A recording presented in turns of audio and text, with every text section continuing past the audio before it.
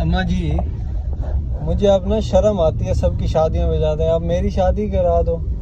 भाई साहब टाइम हो रहा है 1:51 और क्लास मेरी थी 1 बजे, 1 घंटा पूरा लेट। और आज लगता है वॉट लगने वाली है मेरी फुल टाइम।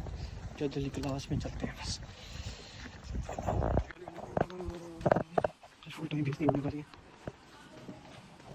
झुकते सर से झुकते कराएंगे यार।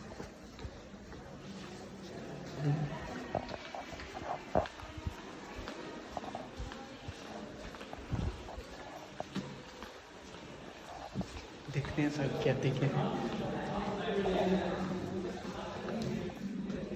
सर मैं आ जाऊँ? अस्सलाम वालेकुम सर। चलो भाई क्लास एंड हो गई, चलते हैं वापस। ब्लॉग को शुरू भी करना है अभी। ये इसे डालें इसके अंदर, बॉयलर बैग के अंदर रखते हैं। ये वाला मोबाइल, चलो भाई चले। क्या कह रहे हो आफाक भाई, क्या क्या कह रहे हो? Sir thank you thank you thank you thank you. चलो जी भाई क्लास वगैरह ले लिए, घर चलते हैं। और ब्लॉग का स्टार्ट नहीं किया। We are back with another vlog. अस्सलाम वालेकुम, कैसे हैं आप सब लोग? उम्मीद करता हूँ सब लोग खैर खैरियत से होंगे।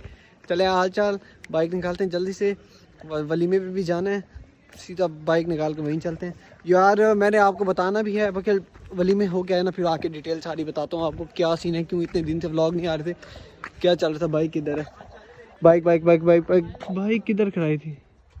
बाइक इस साइड पे करिए शायद, रुको ढूंढते हैं।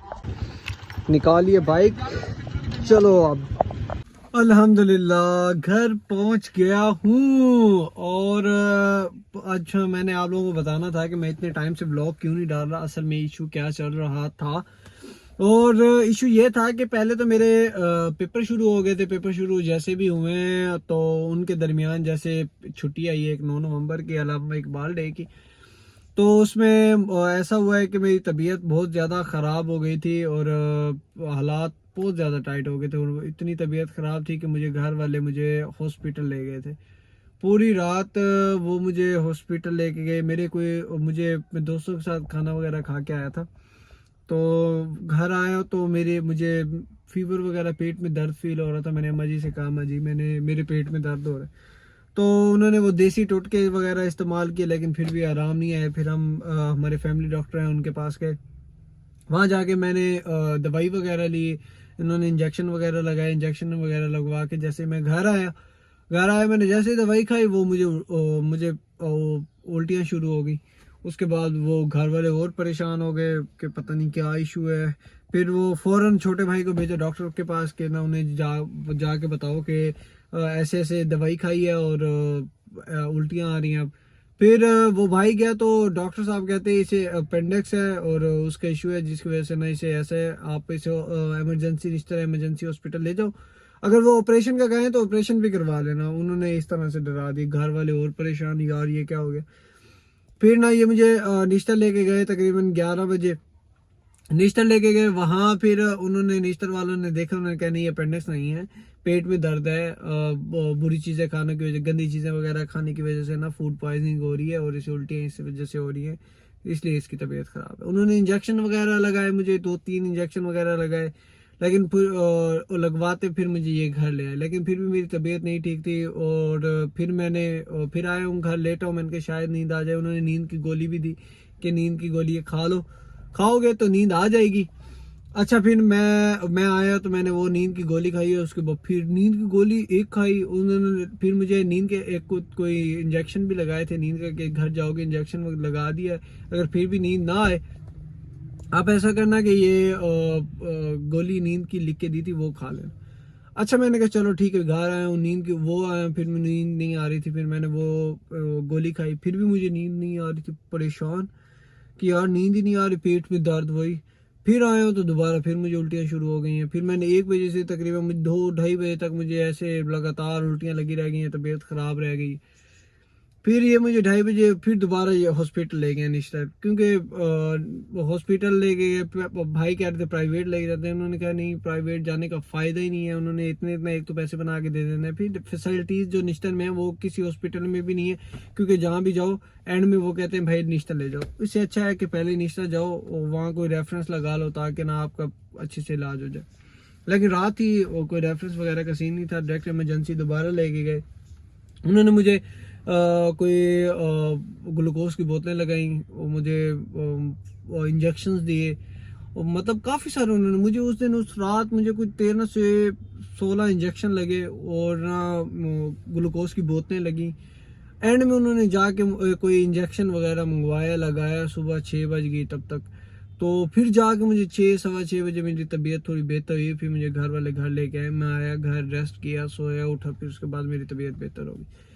उसके बाद फिर रात को फिर हल्का हल्का बुखार होने लगा, फिर अम्मा जी ने कहा डॉक्टर से चेक करवा ही लेते हैं। अच्छा मैंने कहा चलो चलते हैं डॉक्टर के पास गए, उन्होंने कहा नहीं यार अपेंडिक्स का इशू है। फिर दोबारा उन्होंने कहा आप ना जाके ना इसका ना वो कोई टेस्ट था वो करवा के, और टेस्ट का नाम क्या था जहन में नहीं आ रहा, वो अभी आएगा तो बता देता हूँ।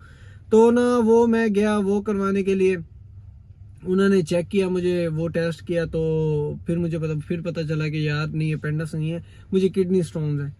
तो ना किडनी स्टोन है जिनकी वजह से ना वो नालियों में ना सोजिश हुई है, और जिसकी वजह से ना ये सारा पेन चल रहा था। तो वो करवा के आए, तो वो डॉक्टर को दिखाया, उन्होंने कहा हाँ ऐसे किडनी स्टोन हैं। अच्छा चलो, मैंने कहा चलो ठीक है, चलो ये पता तो चल गया कि इशू असल में है क्या। फिर वहाँ से मैं अगले दिन फिर मेरा पेपर था, फिर मैंने पेपर दिया। उसके बाद फिर सीन हुआ कि पेपर दे के आया, फिर उस दिन रेस्ट किया, उस दिन नहीं गया था मैं, उससे अगले दिन गया। फिर और फिर मुझे मतलब मेरे नाना मामू वगैरह हैं, उन्होंने बोला कि यार इसका ना होम्योपैथिक डॉक्टर से ना इसका इलाज करवाओ, वही बेहतर रहेगा। चलो मैंने कहा आज फिर मैं गया होम्योपैथिक डॉक्टर के पास, वहाँ जाके फिर मैंने मेडिसिन वगैरह ली, अभी तक वो चल रही हैं। ये सारा सूरत हाल थी तब से अब तक, जब तक मैंने वीडियो अपलोडिंग है, मैंने कहा आपसे सारी चीज़ें शेयर कर दूं। अच्छा फिर मेरी अब तबीयत अल्हम्दुलिल्लाह बेहतर है, लेकिन मैं मेडिसिन किडनी स्टोन्स के ले रहा हूँ, इंशाल्लाह वो भी सेट हो जाएगा। ज़िंदगी है यार, साथ साथ चीज़ें चलती रहती हैं, अल्लाह ताला सबको अमान। क्योंकि आजकल डेंगू हो रहा है, आजकल आप सब एहतियात करें अपनी सेहत का, सारी चीज़ों का, जिससे बहुत हालात ख़राब हो रहे हैं।